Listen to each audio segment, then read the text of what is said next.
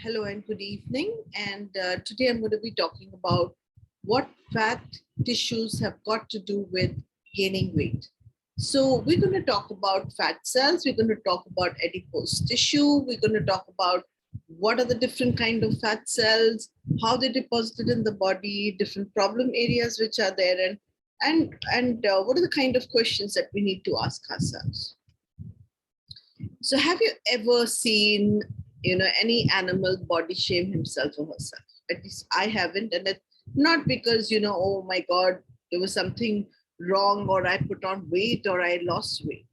So in the natural way, if we look, birds, animals, none of them will ever look at themselves and say, oh, I'm too fat, I'm too thin.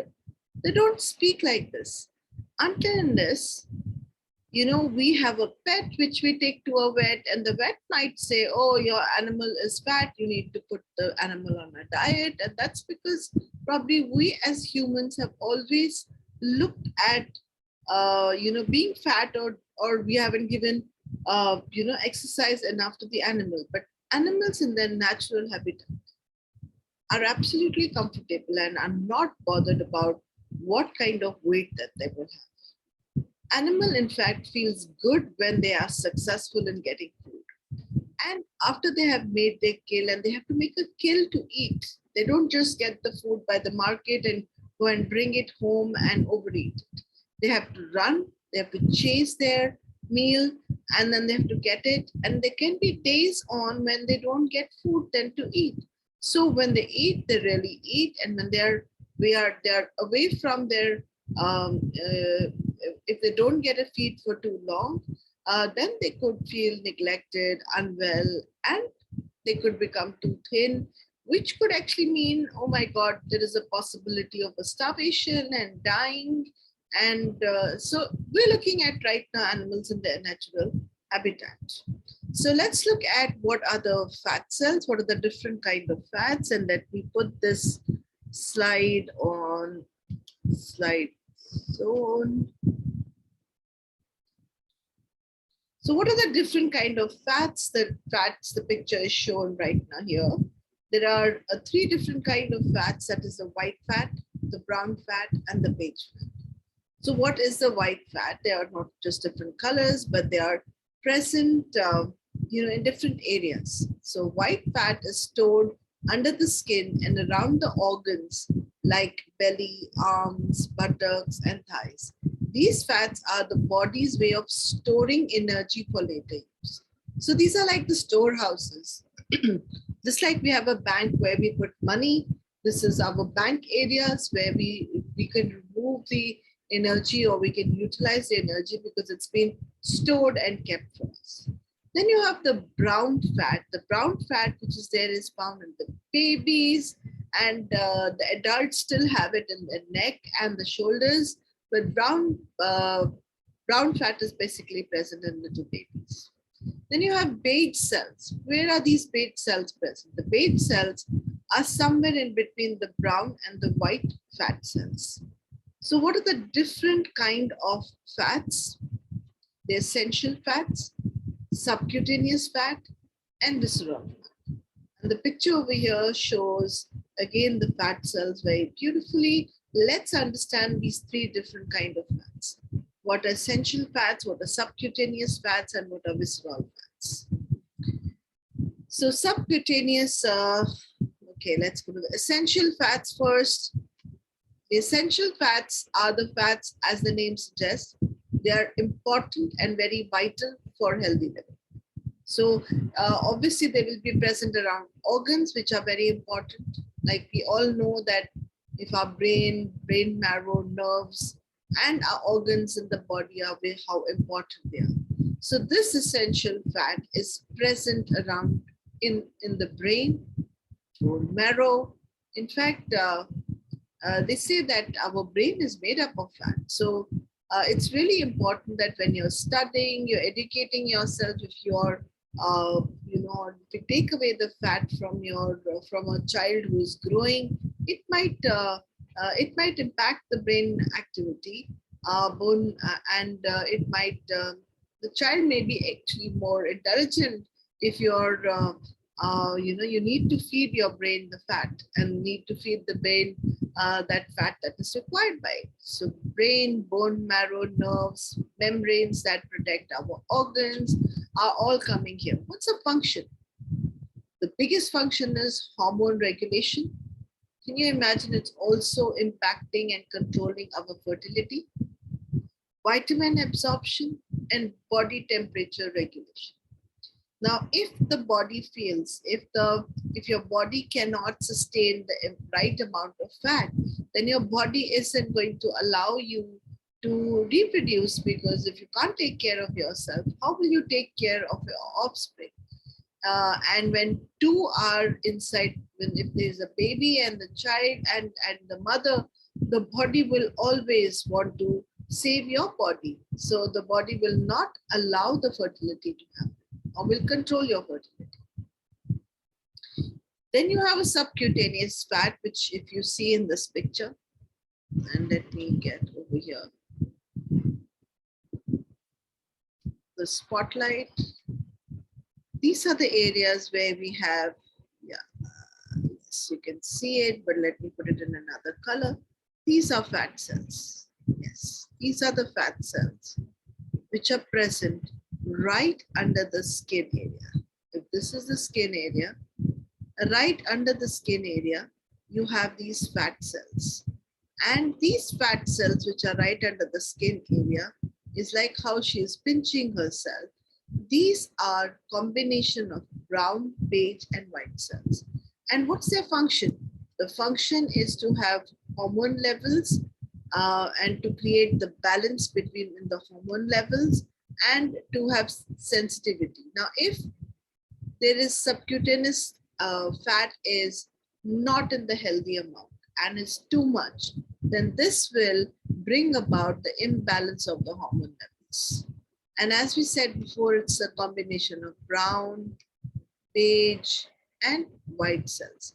Now, these are again present in the arms, belly, thigh area, buttock area, and you can literally squeeze it and you know that it's under. It's like a whole lining under the skin, almost as if you're wearing a sweater or warmer under your skin.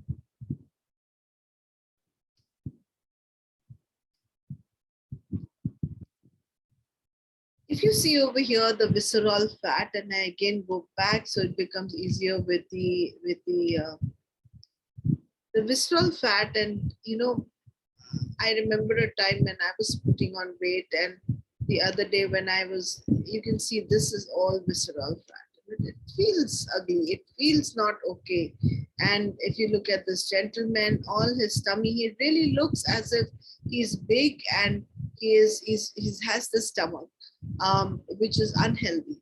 Now, most of the visceral fat is actually found in the, or is called the belly fat, and is found in this area. So something I really want you to look at is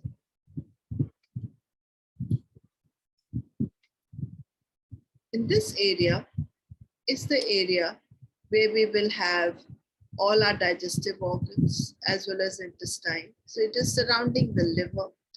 The kidneys are present at the back, the pancreas, the intestine, as well as it protects the heart, or it's stored around the heart. So in a form, it's trying to protect these areas which are, or these organs. And too much of visceral fat is really not good.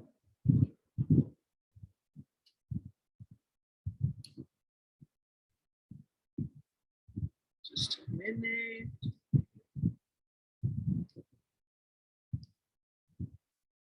So let's go to the next slide.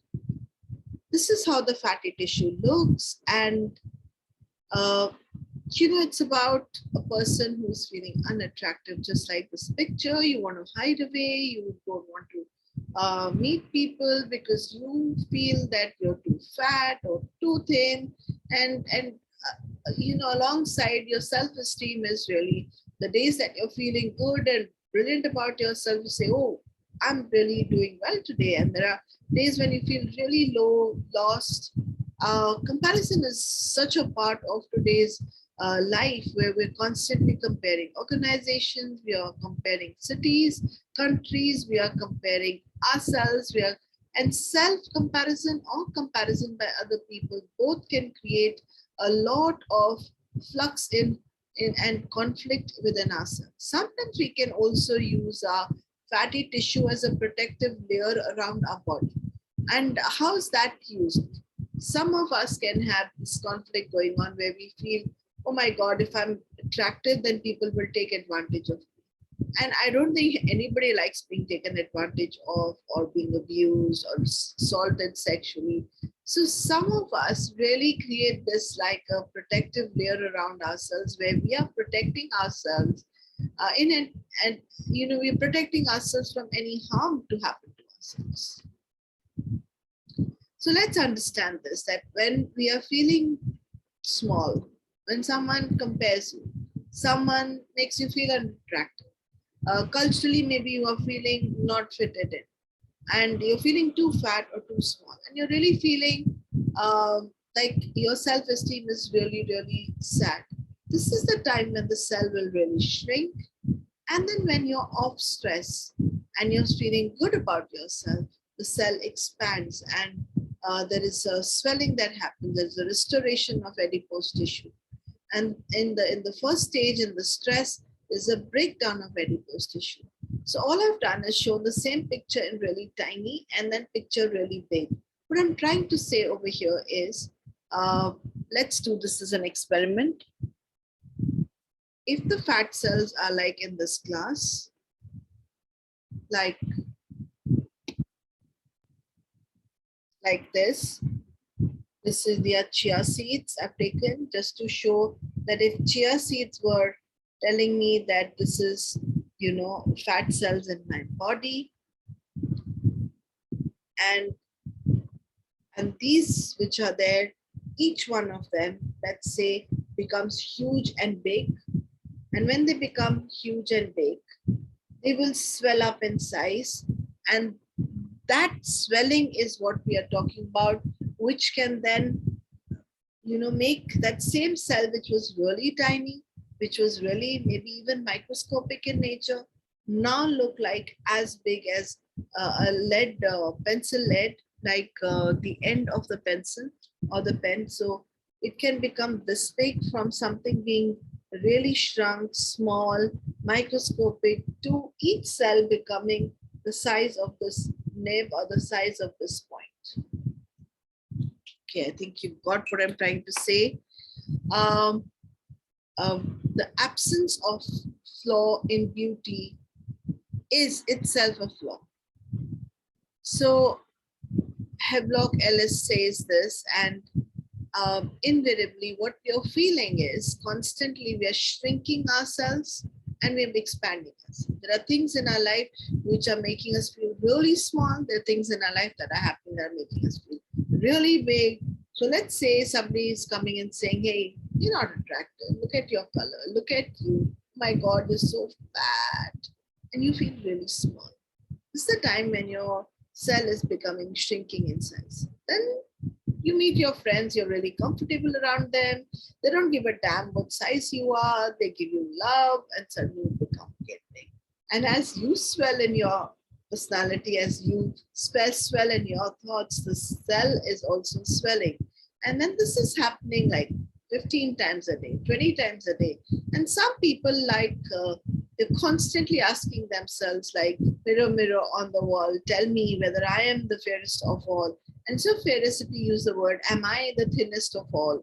Am I the thinnest of all? And the mirror turns back and says, no, you're not thin. You're not too fat. You're not too thin. But you are looking at that mirror and telling yourself, I think I'm very thick. I'm very big. I think I'm not okay. Then your cell is like becoming small, then becoming big, small, then becoming big, small, then becoming big. And something like this, if I look at it, becoming small, then it's becoming expanding, then it's becoming small, then it's expanding. And when it's expanded so many times, it loses its elasticity. I remember when I brought this rubber band, it was not so big. It was half the size, but stretching has really made it big. Similarly, the stretching of your psyche and stretching of your body happens at the same time. And this stretching can then give ugly marks on the body, which can then give you again in a vicious cycle of saying, hey, I'm not looking attractive, or the body weight does just refuses to move, and there could be a lot of hassle around. So we need to also look at what is cellulite. Cellulite is a fat that's causing bumpy or dimpled skin, especially very, how do you say, common in women and found in their hips and buttocks and thighs. It's caused because we are constantly thinking, am I too fat? Am I too thin? And the self-de-evaluation conflict is going on.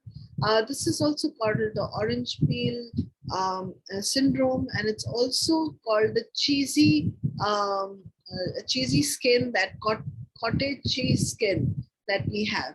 Now, this is again happening because constantly, like I explained to you before, expansion, contraction, which leaves the lines and marks on your skin, and it makes your skin look dimpled and does not make it look flawless. Let's also look at certain problem areas which people have, and whether spot reduction is possible or not.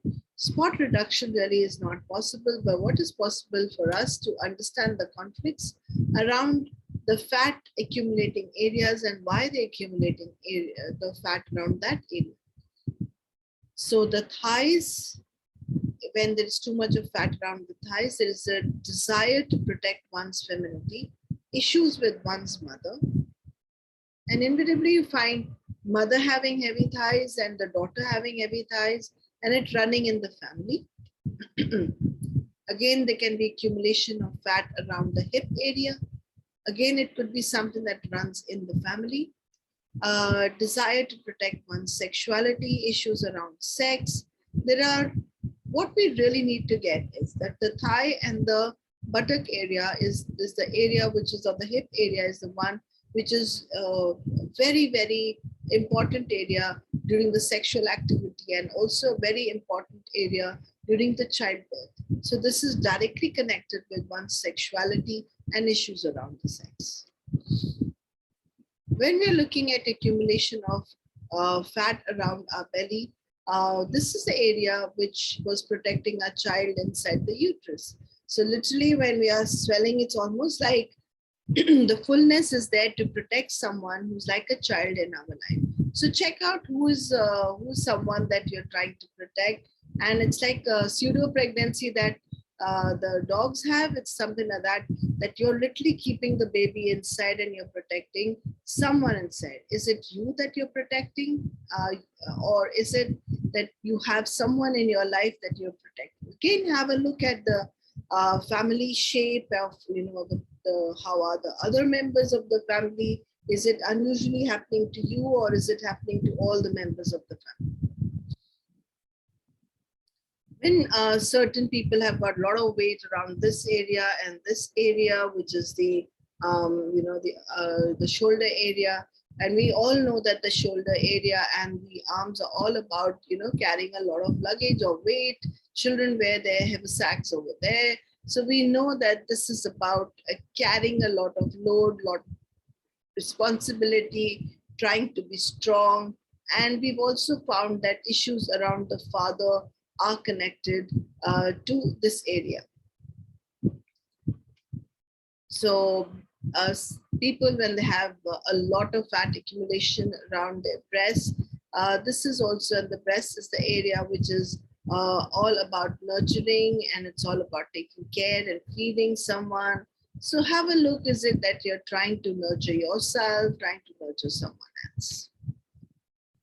We also need to know that we are all at one time were sea animals. The only thing that could save us from dying was water, and we needed to feel like a fish in the water.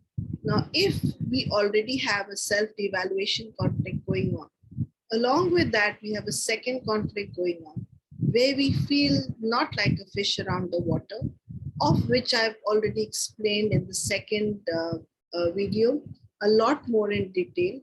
then this is what can happen. And this is what I wanted to show you. Remember the chia seeds that I spoke about before? So imagine these chia seeds to be each part, each cell, this to be cells, fat cells. Now, these are already there. These are anyway becoming small and big because of self-evaluation conflict. When they're small and they're moving in size, like I've already explained to you. Now, along with this, if I have a conflict going on, or I'm a fish out of water. So now what do I need? I need water. I literally have taken the water here and I'm adding the water to it. So I've added the water to the chia seeds and let's see what happens to it. Let's see what happens to the chia seeds. I can already see the differences. I can already see them swelling. And this is how fast. Yes, you can see them swelling. The other example that we can take is fat cells, which are there like powder. I add water to it, like gelatin. I can take, add water to it, it becomes jelly-like. That's easy for me to add water to it. Can I remove water out of the chia seeds? Look at it. Each chia seed is already swelling, almost representing the fat cells. There we go. So, and you can see how in the volume it was looking like half this glass, and I've added water. It's almost become like it doesn't want to move, like as if it's collected the whole mass. If I added more water, I'm very sure it will swell up even more. So I can even add more water and see what happens. So let's say this is, you're feeling like a fish out of water and your body starts retaining water. And this is how your body swells up internally and you suddenly feel really big and fat because each cell in the body is now multiplied in size. I'm just going to add some more water just to see what happens. So I'm adding water.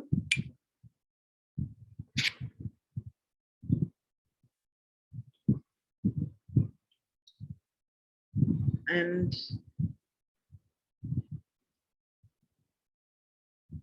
literally the seeds which were touching the bottom of the glass, can you see further swelling happening? Yes. And each, okay, so I'm just going to remove the screen sharing stop sharing for a minute. You see over here how this whole glass is now full of chia seeds.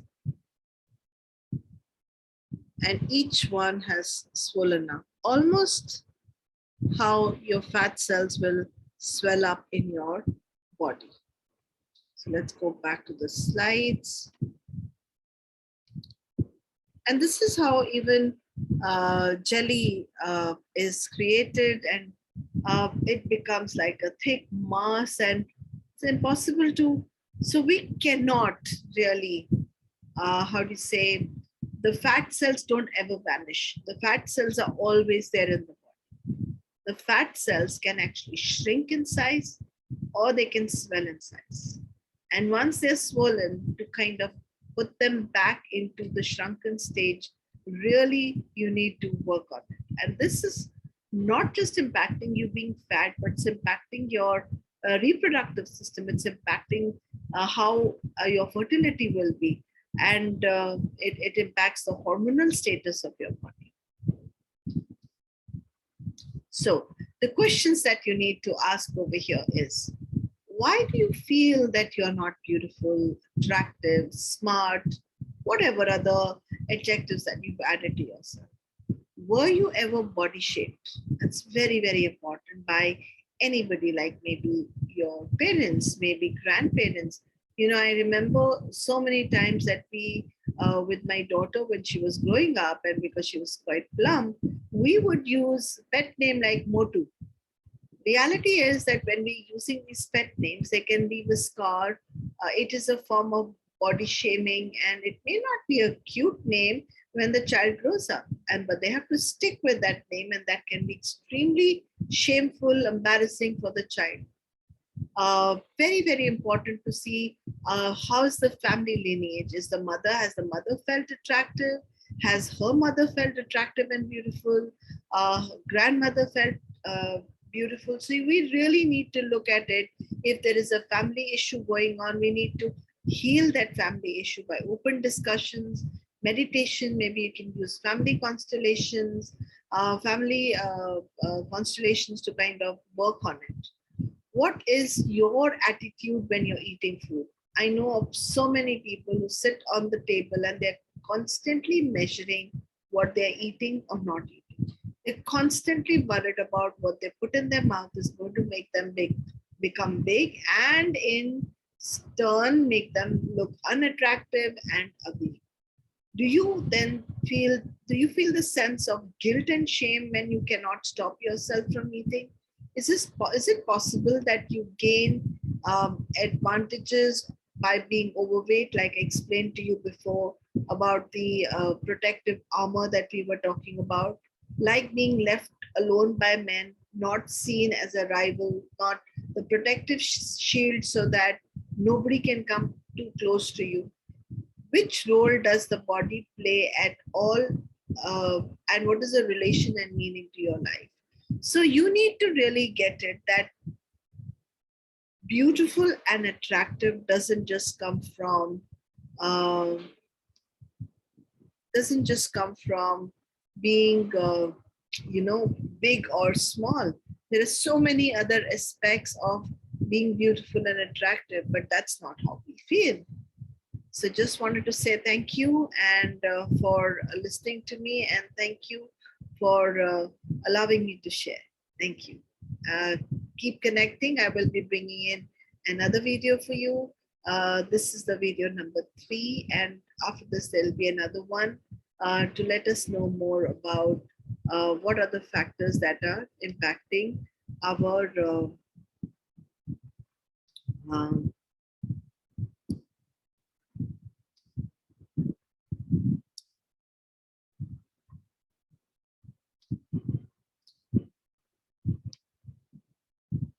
so thank you very much.